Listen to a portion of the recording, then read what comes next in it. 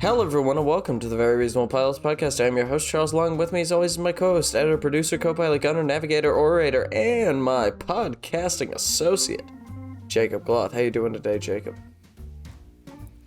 I am swell, Charles, and I have to say that this podcast is one of the few that our viewers can specifically time and date, because while we're recording this, I have my phone off in the corner here, and Liverpool is playing Manchester United, and it's in the 55th minute. Oh my god.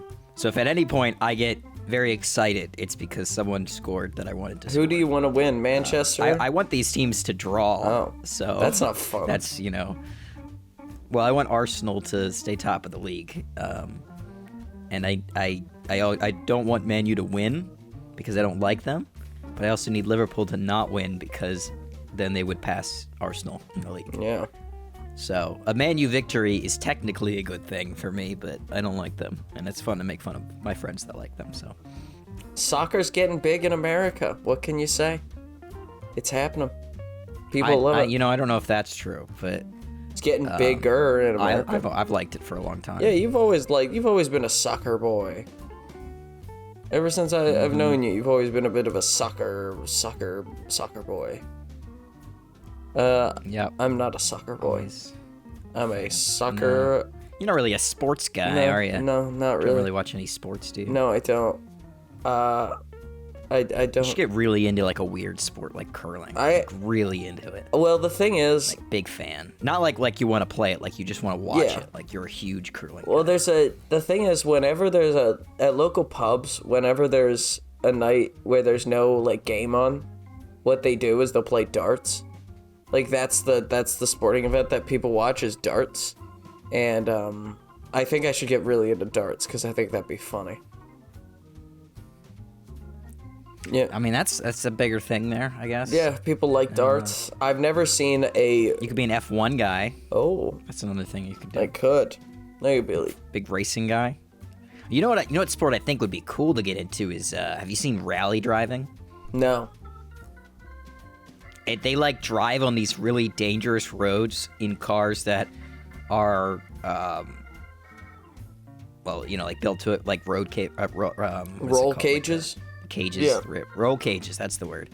Good word. And they're like just driving super fast. You got to look up rally driving to appreciate what I'm talking I about will. here. But it looks like the most dangerous sport in the entire world because it looks like you could just die at any moment. And these people have to be like really good. And they're going so fast around such windy roads that they actually have to have a guy next to him who's saying light turn, right, big turn left. Like, so he needs the directions of what to do. Wow. Because he doesn't have enough time to actually react if he doesn't have That sounds that. nightmarish and awesome. I should get into that. But it looks Or cool. like professional. We should do it. Oh, we Drive it, should. yeah. We're good drivers. Mm-hmm. I'm a good driver. You're a pretty alright driver. I would have said the exact opposite in this scenario. Nah. When's the last time you've driven? July. It was in July. Okay. I drove today. Yeah, I know. And yet, my skills are unmatched. I'm a great driver. Oh, I see. I've often thought Yeah. I could be like a baby driver guy. In Baby Driver, the baby, Yeah. I could be the baby. I can imagine how you'd want to be that guy, but not be good at it. Like if we were doing a robbery, we get out to you and be like, "All right, get away from the cops." You'd be like, "I got this," and you try to like quickly reverse and spin us around, but you'd slam into a parked car. That would be And funny. you'd smash our car up, and then you'd be like, "I've got this." Then you'd keep driving, and you'd hit it like I don't know, one of those like bollard poles. Yeah. You just keep going. I keep going though. Eventually, the car would be really beat up, and the cops would just push us into a wall, and you'd be like, "All right, I did my best." Or No, something. that would be really funny if the cops push us into like by hand. They just push the car into a wall. They're like, you've stopped, and you've stopped. You're done. I think it would be a lot like that episode of It's Always Sunny in Philadelphia, when Mac and Charlie are like, we're gonna, fake our own deaths. And Mac's like, and we're gonna jump out of the car, and it's gonna be a super rad explosion. And then he he drives the car and he just drives straight into a wall. I think it would be a lot like that. I would underestimate how much injury could come to me sitting in a car, because I'm like, I'm safe, there's airbags, and then I'd have like 6 teeth left. I'd be bleeding out of my eyes. Like, it was so fast. It was all so fast. But this could be our show here. We could be doing because we're supposed to come up with a TV show here, if you forgot. I don't know if... I think of these more as the waffling episodes. These are the episodes we just talk about shit, and occasionally a TV show comes out of it. But maybe we should do a contemporary crime duo show. That would be fun, you know? Well, I feel like you always got to do a crew, you know? Yeah. We could have the duo be central, but, like, they've got to have, like, at least other people they bring on, you know? Yeah. That could be good if we have a duo, but there's always rotating people that come in and out, and they either die or, you know, they make it out, but they don't do the next exactly. job. It could be, you know, an ensemble cast that maybe you could do it sort of like John Wick style, where, like, there's this whole secret society of, like, heisters and cat burglars and robbers and shit, and they're all, like, a whole cast of kooky characters, and each episode our characters are... should the whole season be leading up to one huge heist? Or should it be each episode is like an hour long and it's its own heist? I think if we did, like, you know, the goal is to raise money so that they could do a really big heist. So we have little heists throughout the show, but one big heist. Yeah. That's, I don't know if we should do a bank for the big heist. You'd have to do something. I think you'd have to do something more interesting. Like, what if it was like it's Pablo Escobar's island. This is set in like the 1980s. What, the 80s? Yeah. Is that when he was around? 1980s, yeah. And we're like, all right, so, you know, you could make tons of money robbing a bank, but, like, if you really want to make money and you know, not have to worry about the feds on you, we gotta rob Pablo Escobar. And the running joke throughout the series is everyone's like, this is a way worse idea. It'd be way better to rob the government or a corporation, because they'll just put you in jail. Yeah. Like, they won't Pablo Escobar come after you and murder your entire family. Yeah. They're like, no, we gotta rob his drug island in the Caribbean. In the Caribbean. And to get all of his drug money. And have you've read about Escobar's hippopotamuses, right?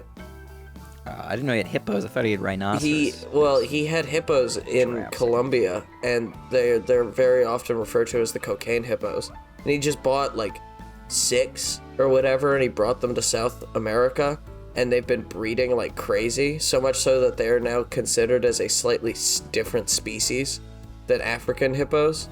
So you get South American hippos, and they're like, because obviously they're not from there, so they just fucking rule over. Yeah, they're the dominant species. Yeah, so wouldn't it be awesome if instead of alligators, Pablo Escobar had hippopotamuses?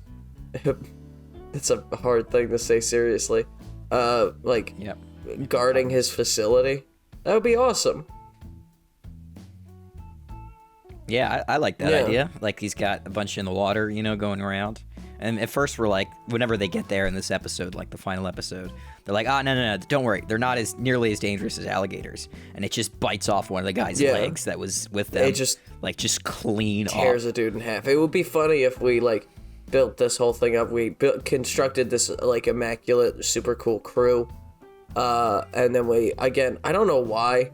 First thing that came to mind was, what if Conan O'Brien was on the crew and then he got eaten by a hippo in the first like minute and a half of the finale episode? He feels like he'd be game for that, you know? He'd be down to get eaten by a hippo. I like that, yeah. He could be the tech guy. Okay, we have Conan O'Brien will die in the final episode. Yeah, he'll be like setting up a fence or something, or like a you know, his location for, you know, being the guy in the chair, and gets fucking just chomped on, ripped in half, torn. It's brutal. People all see it and they're like, ugh. It's a good thing we bought That would actually be hilarious if we have, like, he sets up his little suite somewhere, you know, like a little trailer on the edge of the island, and he's like sitting in there and he's talking to everyone, and we have he like says over the like, you know, their walkie-talkies, like, hey guys, Is one of you on your way back? Because I can hear something outside, and they're like, no, we're all up ahead. We're all going in. Yeah, doing our jobs. I don't know. Is that a hippopotamus? And we just hear it all over the radio, and it's just like the sound of him getting ripped apart. Gurgling, and then we just show one quick. Yeah. We just show one quick shot of like the aftermath, which is just all the blood and everything. Maybe when they go back, they see it for like a little bit as they're running away. They're like, "Holy shit! Fuck! He really did get torn apart by hippopotamus." Jesus Christ!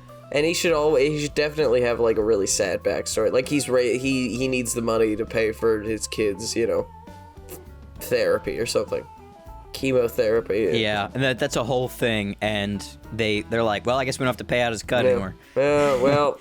Like, not even that would be funny. The kids at the airport, they arrive back, and the kids like looking expectantly as people step off the plane, and then the final one of our characters steps off and he makes eye contact with the kid, and he shakes his head, and the kid looks really sad, and everyone looks down somberly for a second, and then they're all right, you guys want to get like shots or something? This is like, I'm really happy, I'm having a great time. The kid's just weeping, and they're like, let's go, Applebee's it is, let's have dinner. And then as they're walking away, right, one of them turns around. You're like, oh, is he gonna give him some money? And he walks over to him, reaches into his coat, pulls out Conan O'Brien's hand and just hands it to the kid. It's like, here, I think you should have this. Your dad told me that he wanted you to have his ring in case anything went wrong, and they hands him Conan's big ass hand. Just hands him the entire hand. So yeah, I didn't want to like get all up in the hands business. That seems gross. So yeah, here you are. I thought you might want that too. Just something to bury. Yeah, the rest of them. Because the rest of it's kind of in the stomach of the hippopotamus. He's hippopotamus shit right now. Yeah. I wasn't gonna dig through that. We're bad guys. Who cares? And then they steal a lollipop from the kid as they all walk away. Because they're all thieves. They're all bad guys. But I like this idea of a gang, a crew of highly professional, kooky thieves, stealing, like breaking into Pablo Escobar's secret Caribbean island and finding his like massive vault of like, it shouldn't just be money, right? The vault should have something cool in it. That's what I think. Because it's like, it's just money, And my first thought, Nazi gold, right?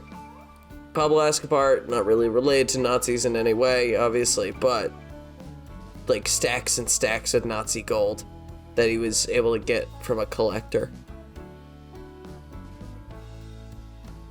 Okay, we could do that, yeah. We could, or like secret CIA technology. It could be like, I think what might be interesting is because there's a point in, the tale of Pablo Escobar where you get Simon Bolivar's sword, who's the guy that like helped free South America from the Spanish. Okay. And he has like a vague interest in history. So what if he just had like a bunch of crazy shit? Oh, that'd be great.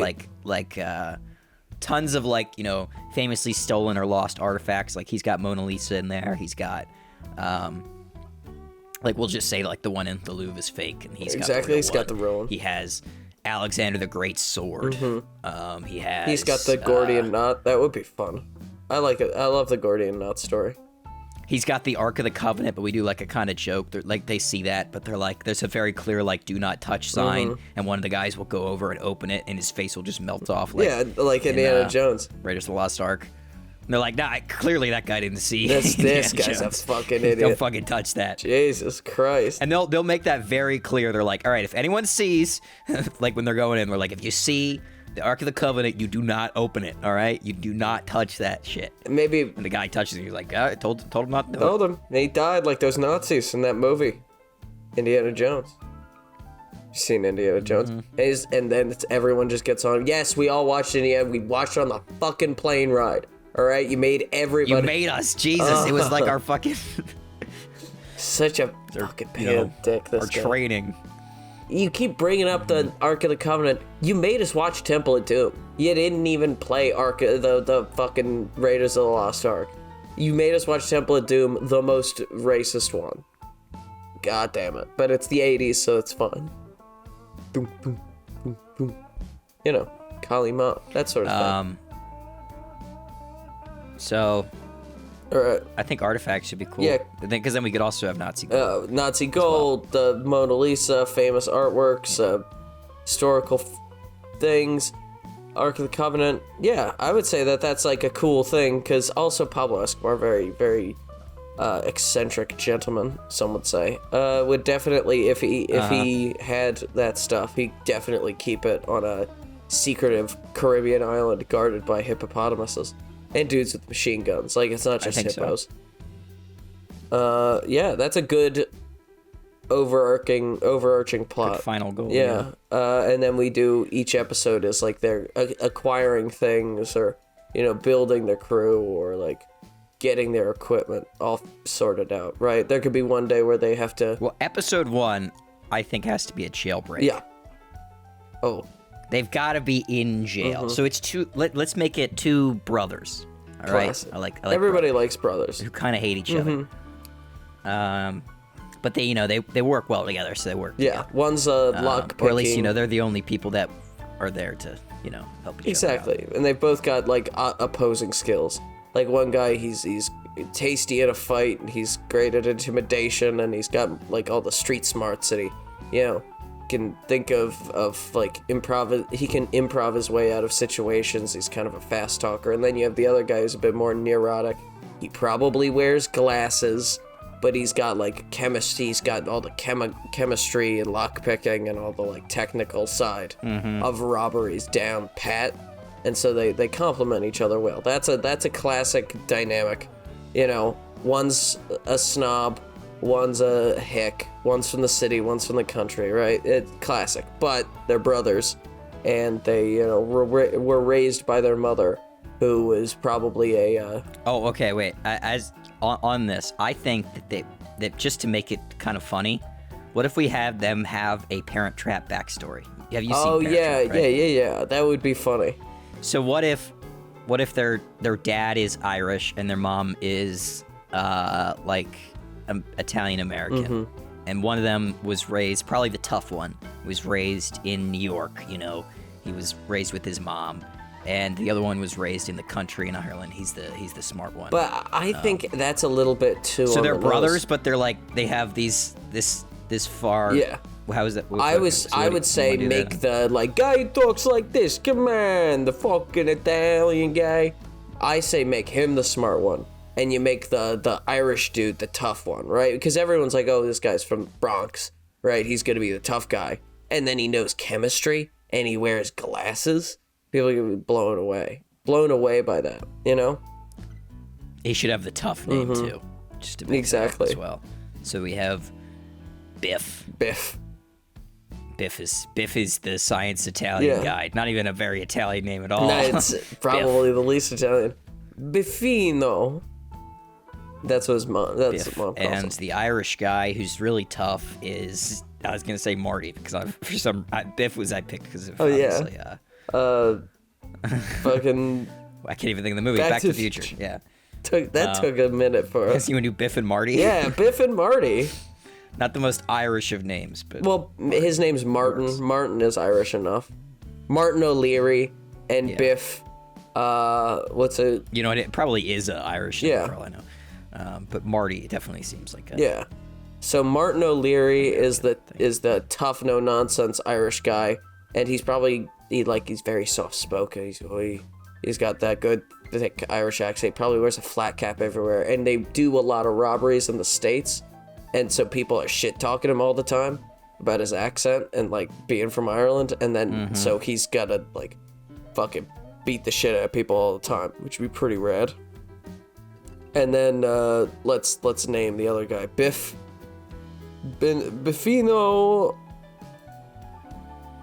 Grandito. I don't know. Think of an Italian name. Well, they've got to have the same last name, don't they? If they're parent trapped, they don't. Well, I guess he could take his mom's. Yeah, you're right. So we could do Biff. I'm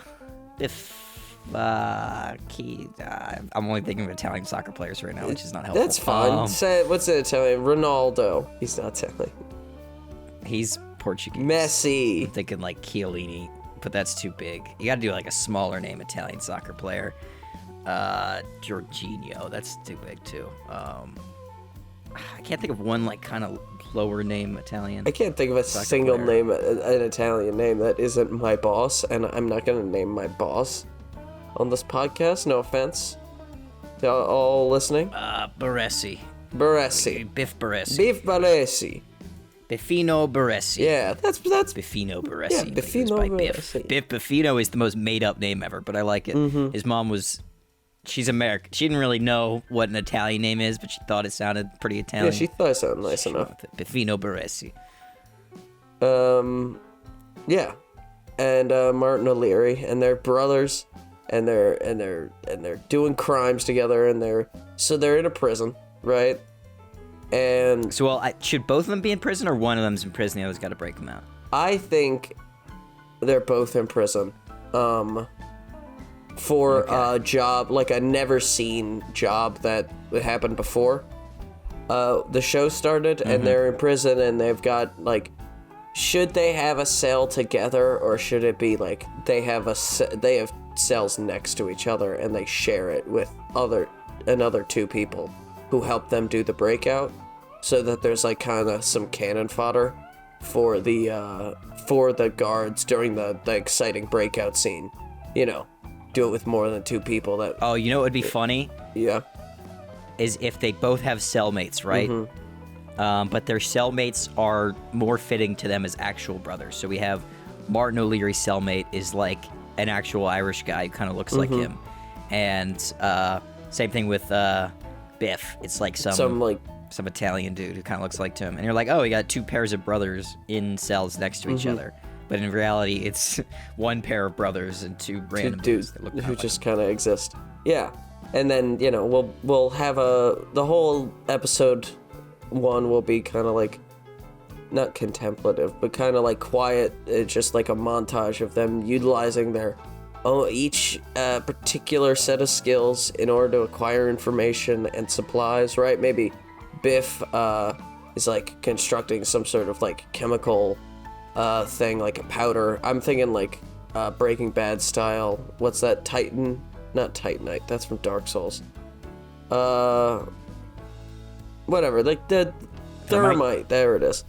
Thermite. Well, I think if for the catalyst for the episode to begin, I think one of them should just get into prison. Okay. Like the other has been there for a little bit, and the other just gets there. Maybe like, you know, whatever this heist is that they did beforehand. One was on the run for a little longer. One of them got caught immediately, and the other was on the run. And it's kind of implied that this was, by the end of the episode, we'll realize that it was intentional for him coming in second because he's bringing something, you know. There's a reason he's coming in. Then now, I think Biff should come in second because he's the smarter of the two guys. So he should be like, he's been building a plan in his head. Whereas Martin... And Martin O'Leary thinks he's an idiot for getting Exactly. captured. Why'd you use an untapped phone to call here? Or why'd you use a tapped phone to call the prison to tell me where you were? Like, that was a bad fucking idea. It's like, don't even worry about it, buddy, baby. Come on. That was a bad idea, Biff. What were you thinking when you were doing that? You were a silly Billy. Okay, maybe the reason for why he got captured is that this is a very remote prison, and the only way in and out is the train, and the train only comes... there's two types of trains. The train that comes to drop off supplies, and that one's severely guarded. And there's one that drops off prisoners, and that one's not nearly as guarded on the way they are back. It's got the people to guard the prisoners, but it's, you know, they're not as concerned about someone hopping on. Yeah. Yeah, it could be so like, why would someone hop on the train going to prison? But they don't think about it when it goes back. Yeah. And so the whole plot is them trying to get on this train when it's going back. That would be a good first episode. It could be like kind of a weird... Have you ever seen The Woman in Black? The Daniel Radcliffe horror movie? No. So one of the major plot points of that movie is that there's this manor in the middle of a huge like lake marsh thing. And so the way to get to the manor is only dry twice a day for like an hour.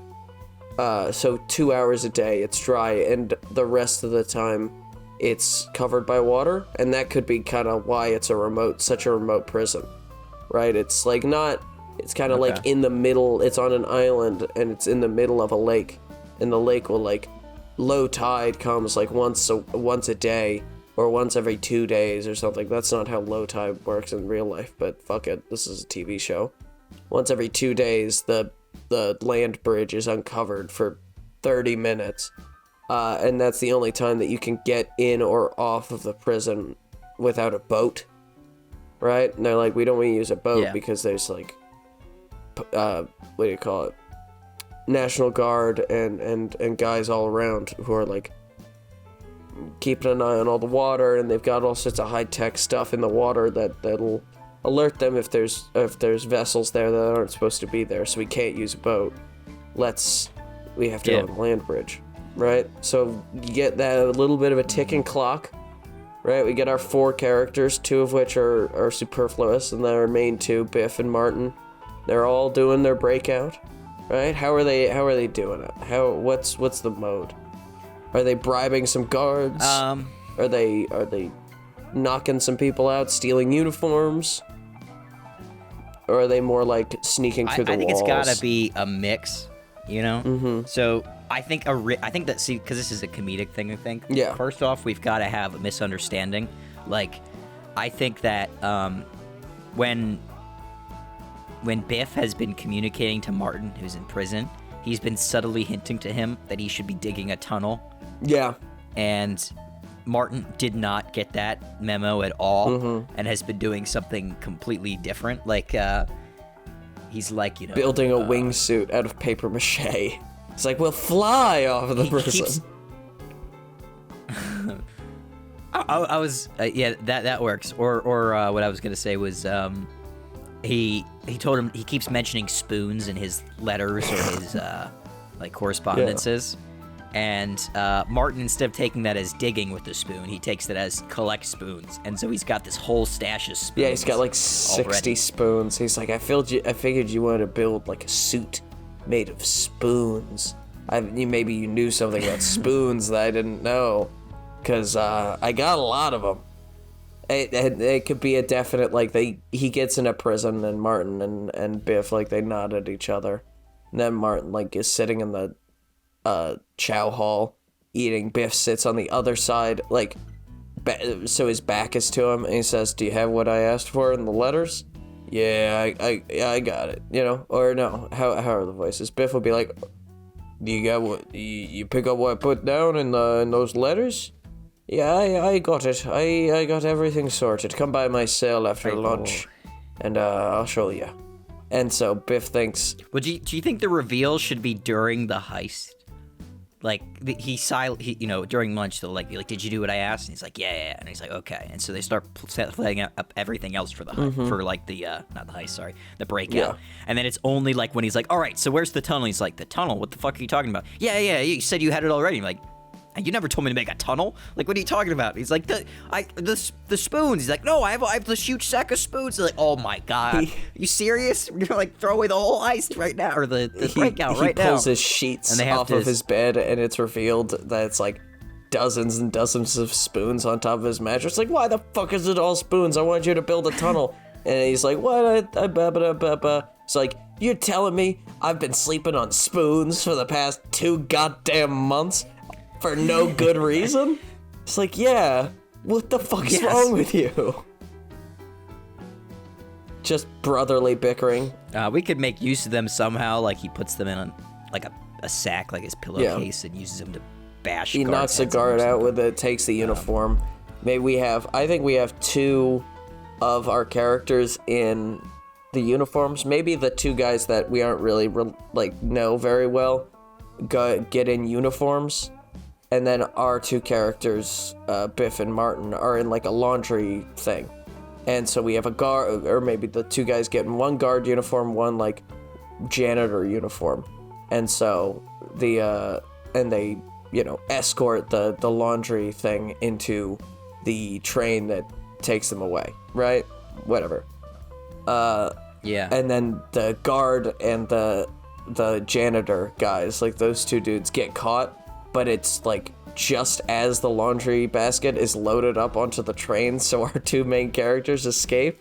but get away, the two yeah. other guys get caught, and it's like, God damn, I'm glad I didn't, I'm glad I didn't put on the janitor's uniform, because we could have an earlier conversation of them arguing, like, I don't want to get in some dirty-ass laundry, it's fucking gross. Why can't I wear a fucking makes thing? them do it, yeah. Yeah. And then, it's fortuitous, some would say.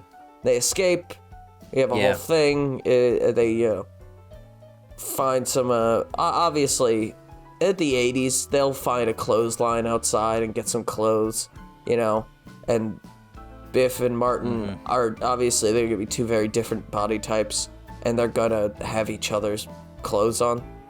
Like, all his clothes are gonna be all way too big and baggy, whereas Martin's clothes are all gonna be, like, too short and, tight, and then they're like, shit.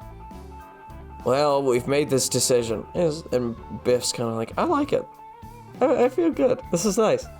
But, they keep getting looks, so they switch. They switch in the bathroom. Or whatever. In a local diner where they eat a ton of food. Like, because it's just straight out of prison. And I don't think the prison break should happen, like, immediately as soon as Martin gets in. They should both be in the prison together for at least a few weeks. And so they're both so goddamn sick of prison food that they just eat this whole, like, entire feast at the diner. And then they're like, oh, man, that was great. Payment, comes around, and they both dine and dash. But again, they use their own specific I was skills. about to say this. I think it'd be funny if that was their plan to dine and dash. But while they're there, they start talking to this old guy, and they kind of make friends with him. And right when they're about to dine and they do dine and dash, but they're confused while like no one's running out after them. And they run back. They go back in. They're like, "How come you're not mad? We dined and dashed." And you're like, "Oh no, the old guy paid for your bill." And they're like, huh. We didn't. Cool. Yeah, like, oh, okay. Huh. Nice old guy. They're trying to commit a crime. And they get annoyed that people don't get mad at them for their crime they just committed. They're like, fuck you. And he takes like a donut off the counter. It's like, and he runs away. He's like, and then he leaves, and we were still in, like, the camera's still inside with the waiter. And he's like, that was his donut. Like, he didn't steal that. He paid for that. He left that. All right. And then we get our main characters, our two dudes, right?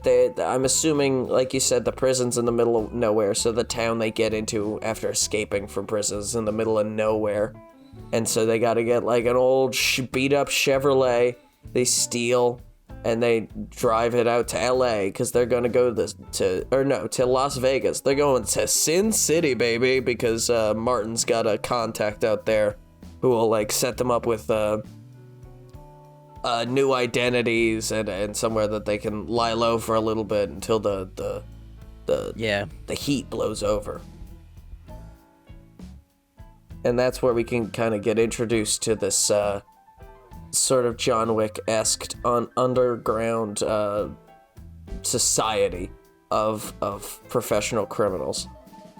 And they're all like crazy, weird, and they've all got like crazy haircuts and clothes and tattoos and piercings and all sorts of fun stuff, like in a John Wick movie. Yeah.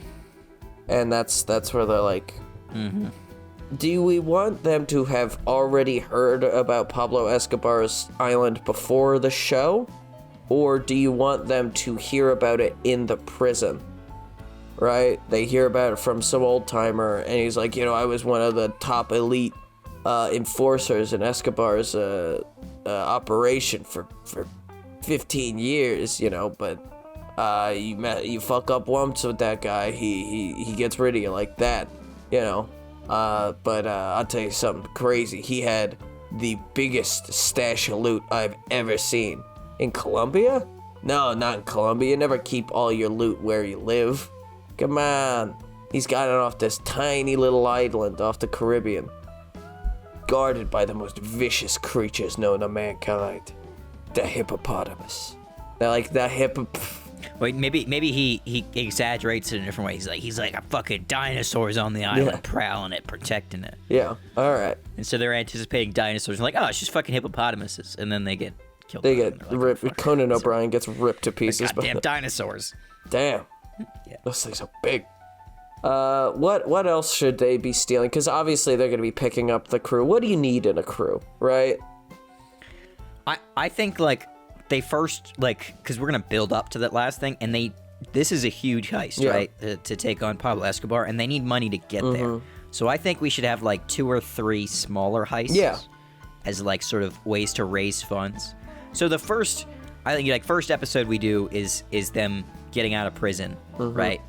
And the second episode is sort of them getting on their feet, and, like, we introduce ourselves to this world, and it ends with them, like, I think we have to do a robbery in the second episode. I think it's a very small robbery so that they can get money to, maybe they have like some back dues in, like, in the criminal underworld, like, organization thing, so they can't actually get into, like, the place unless they pay their dues. So maybe they rob a jewelry store or something small, but there's lots of expensive stuff there. Yeah.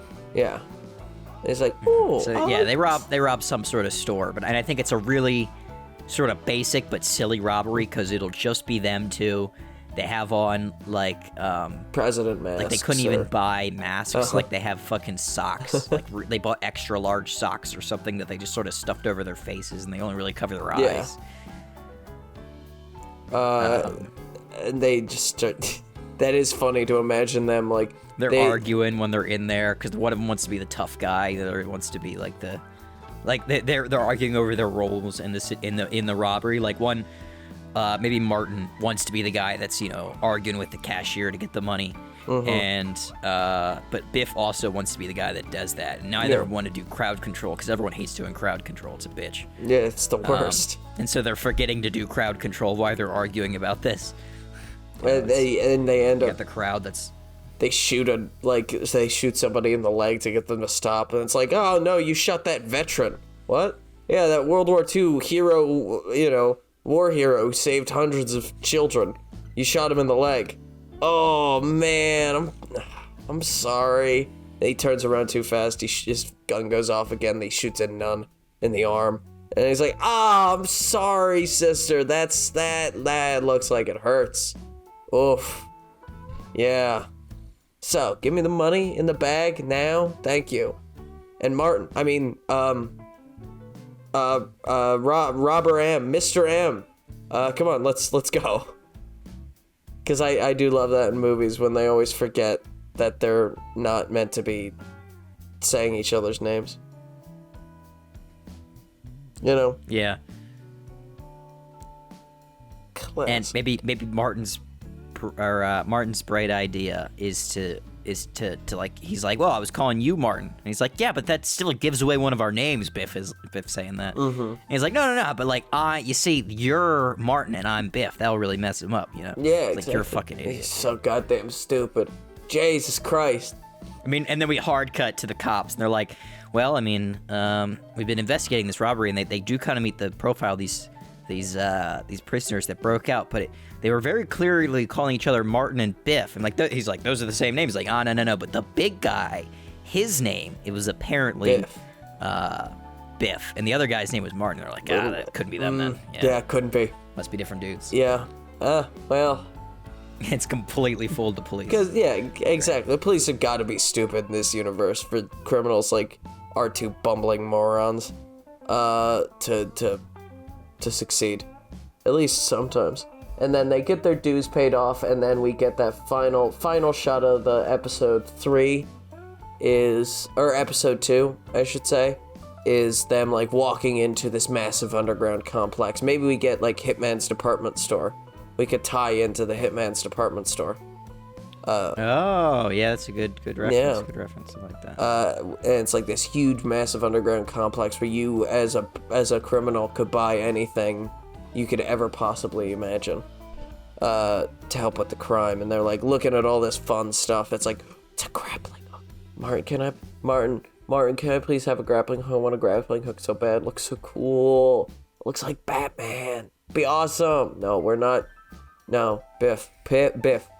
Please put the grappling hook down. All right, we don't have enough money for a grappling hook. We have to hire a crew. End of the episode. That wouldn't be what the episode ended. But you know what I mean. They've episode 3 is them starting to look for the crew. Yeah, and I think they get maybe like 1 or 2 guys, and then they do a heist. I'm just thinking about like the line of episodes that we go to. You go like 2 or 3. They do a heist because they need like 10 guys to really rob Pablo Escobar's island. And they need like people to do research for him as well. So they have to do another robbery, and they're like, let's rob a penthouse apartment. I think we got to do a classic. Yeah, okay, we could do a penthouse, a casino penthouse, right? And one of the jokes could be there's a misconception of what they're robbing. So some people think they're robbing like the casino, and some people in the crew think they're robbing the penthouse, which is part of the issue. Some people think that they're stealing bail bonds, others think they're stealing gold, another guy thinks they're just getting cash, And so when it's... Yeah, because the whole joke could be that Biff and Martin both think they're the leaders of this heist, and so they're handing out different information to all the crew they're hiring. Yeah. So they've end up having 2 different heists going on at the same time that somehow end up working really well together for robbing the penthouse. And it goes beautiful. It goes perfectly, and they're like, huh. Yeah. That worked out well. Worked out. Huh. And then but in reality, they forgot one guy. I think that'd be good. Yeah. If there's just like, they lost one man. Oh my god, like he's upside down in the elevator shaft waiting for someone to come get him. Yeah. He's like, Biff? Martin? Where are you guys? My head's getting... Hello? I'm getting pretty lightheaded. Lots of blood's going to my brain right now. Getting some weird ideas. Is that Ella? And he'll come back in the future, in the final episode. Yeah. And he'll be one of Pablo Escobar's, like, goons. And he's like, you said you would rob Pablo Escobar after this, so I, in revenge, I joined Pablo Escobar and I did all this. And he's, like, in a position to kill them. They're like, God, I didn't even... Who are you honestly, again? I thought you got out with us. So, like, we don't even remember you. And he ends up, like, as he's, like, and then he's like, oh, I'm finally going to kill you and get my revenge. And then a hippopotamus eats him. Rips him in half. And they're like, fuck it out. That goddamn... How is it so big and yet so quiet? It's insane. It's like, yeah, coke hippos, man. Coke hippos. And then they shuffle. Because I'm assuming their hands and feet are bound to a chair, and they just kind of hop the chairs into the next room. And, like, rub up against a wall to cut the rope on their arms, and then they get back to the heist. Oh, I know. I like if they're like on the second floor, and to get out of the chair, they have to fall down the steps to break the chair. Oh, man. Yeah. I always love that in movies and TV shows when they have to fucking just throw themselves down the steps to smash up the chair. And then it's like they have to rock, paper, scissors. And maybe it just does not work at all for one of them. Like one of them has a metal chair and it just does not break at all. And maybe it's Biff or Martin who has the metal chair. And Biff's like, why did you do that? Why didn't you let me break my chair and then I would get you? And he's like, I thought I'd break my chair too. Like, this fucking metal, you idiot. Like, that's not gonna break when you fall down the steps. Shut up. You son of a gun. We could also have they have to rock, paper, scissors to choose who... Well, it wouldn't really work with the metal chair gag. But if they were to rock, paper, scissors to see who has to throw themselves down the stairs and who gets to be untied by the person who...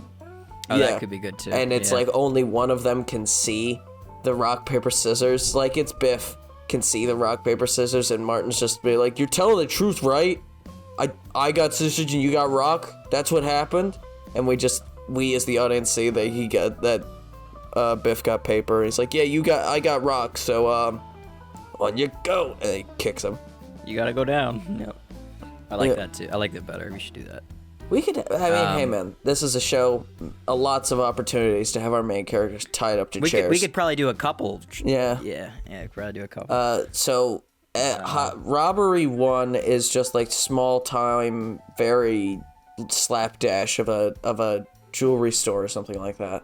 Robbery 2 is then of like a casino penthouse thing where they're keeping, what are they keeping there? Chips? Is it just chips or is it like cash? Is it, I guess it'd just be cash, just bundles and bundles of cash. And then the secondary heist that they're doing will be for like bail bonds or something, you know? Yeah, it should be. They should do. We got to do at least one big bank heist because I think bank heists are the classic, and it's just. Oh, too of fun course. to You do. gotta have a bank heist next, I would say. What? But what kind of a bank? Let's think. Like a, I don't know. Well, like, will it be just kind of like a modern bank? Be a modern bank that's just a brick building with a vault, or the vault is kind of like underground, or you could do like a classic, you know, more like old school bank that's like this really big ornate building, and in the back of the building is this enormous vault, right? Kind of Spider-Man 2. I like that. Yeah, better. I think that Big could be bank. fun if they are just like building their crew and they all like they have to come up with a theme for their crew. So they're like, we're the Monkey Men, and they all wear like Planet of the Apes masks or something. That's their theme for the robbery, and they're all just like banana guns. No, they wouldn't have banana guns. That's a little too goofy. But maybe they each like, yeah, we're the Monkey Men. We love 3 things: monkeying around, crime, and bananas.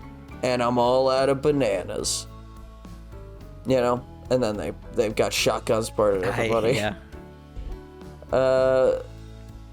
And what, do they blow the vault door, or is that like Martin is like, we should blow it up, I got tons of dynamite in the car?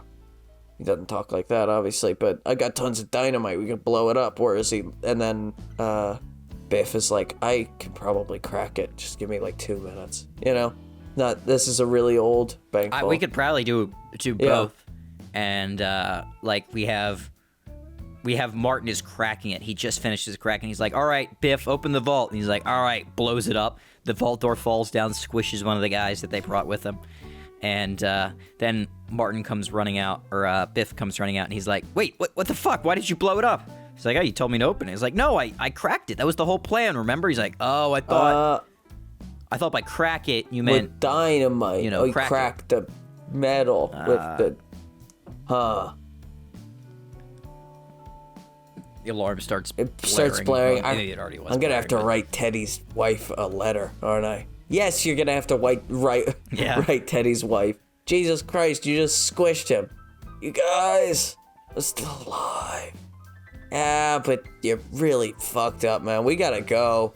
Honestly, it's probably better if you die here. I don't know what kind of quality of life you're going to have. You're one of your lungs is over there. And he's just like, kill me.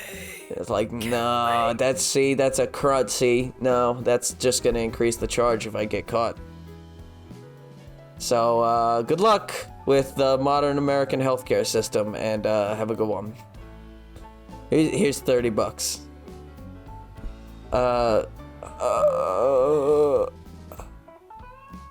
Oh, good. He's passed peacefully. I think it's good. No, I'm still alive. Kill me. What should we name the show? Yeah, that's what I was just about to ask. It's got to be slightly comedic. Yeah.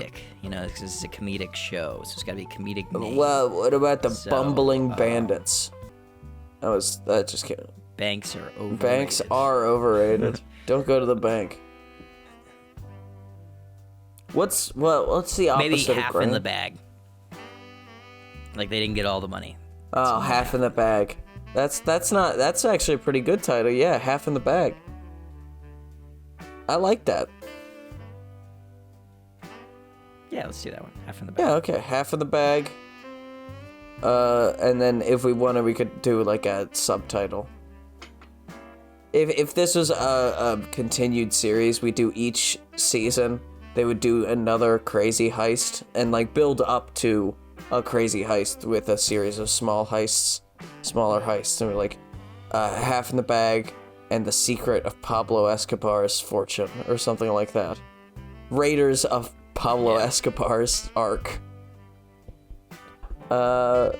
Yeah, that sort of thing. And that could we could add this into the story. This could be a gimmick. You know how like in Home Alone, they're the sticky bandits. You know, that's the joke. Mm-hmm. Half in the bag. We could be like, that could be a joke or a thing that Martin keeps saying. He's like, yeah, we could call ourselves the half of the bag bandits. And he's like, so what does that even mean? He's like, oh yeah, when we rob people, we say put half in the bag. And he's like, why would we just ask for half and not all of it? They're like, that's our gimmick. And he's like, but then we wouldn't get all the money. He's like, no, you don't understand. That's the gimmick, is that we just ask for half. And he's like, no, but that's bad, because we don't get all of their money. All the money. He's like, you're really just not getting this, Biff, all right? We're the half in the bag bandits. We take half of what they have. It's like neither of them can understand each other with this. Like, and they just keep going back and forth. Yeah, that's good. I like this show. And most importantly, who would we play? I think we should be two of the people that die in one of the episodes. I kind of want to be Crushed Lung Guy. I think it'd be funny to be Crushed Lung Guy.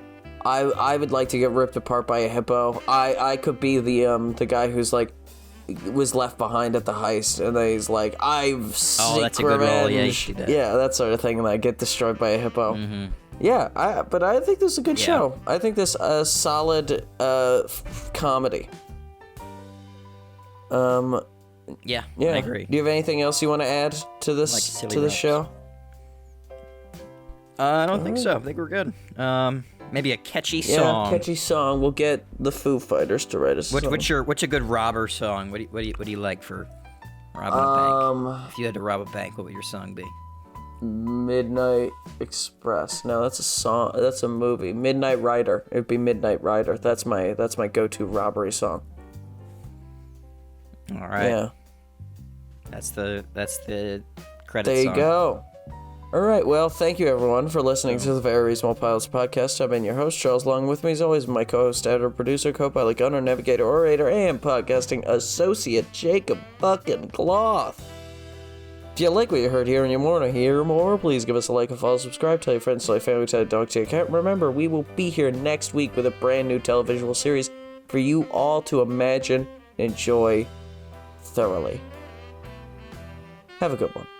I have one more thing to add, Charlie. Oh, what's that? Before we go. The game drew 0-0, so there's nothing to get excited about. Okay, It's a very, very defensive game. It was not very entertaining at all. I was looking at it every once in a while, but I got bored and didn't really look at it at all. Good. Soccer. It's not a good game. Man, you just played defense hard the whole game. Hey, let's not criticize soccer for that. There's a lot of, sometimes you gotta play defensive soccer. All right. Thank you, everyone. Except for Manchester United. Thank you. Yep. And have a good night.